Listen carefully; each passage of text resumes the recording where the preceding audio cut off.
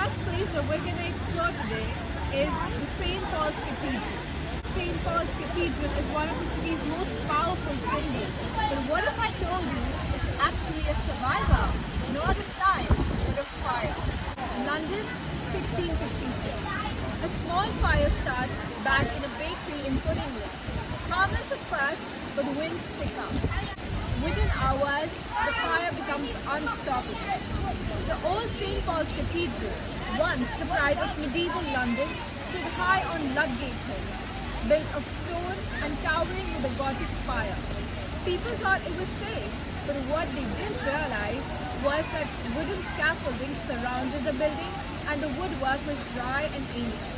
Then the unimaginable happened. The fire reached the cathedral. Eyewitnesses like John Evelyn wrote in horror about the lead roof melting and pouring like a river into the streets. The great interior, chapels, domes, and artwork was reduced to glowing ash. Even the bells melted. And in that moment, London didn't just lose a building, it lost a symbol. St. Paul's was the spiritual heart of the city, the public face of the church, and a key place of national identity. But from the ashes came something new. Sir Christopher Wren, a brilliant architect who had already been involved in smaller repairs, was now given a monumental task. What Christopher Wren built would change London forever. Construction of the new St. Paul's began in 1675 and finishing in 1711.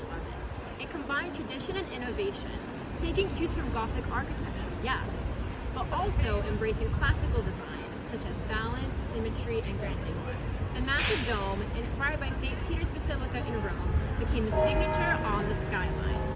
After the fire, people began asking spiritual questions. Was this punishment? Was it a sign? The new cathedral, with its calm proportions and clear lines, represented a renewed Anglican identity, Protestant, rational, and resilient. As Karl Marx would later write, men make their own history, but not under circumstances of their own choosing. Wren's vision rose not just from talent, but from history, politics, and faith, all colliding at once. Today, St. Paul's is more than just a building.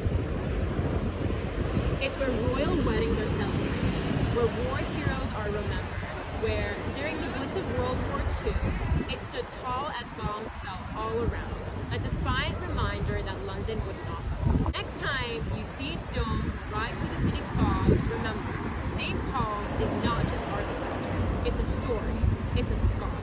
It's a symbol of what can rise when everything else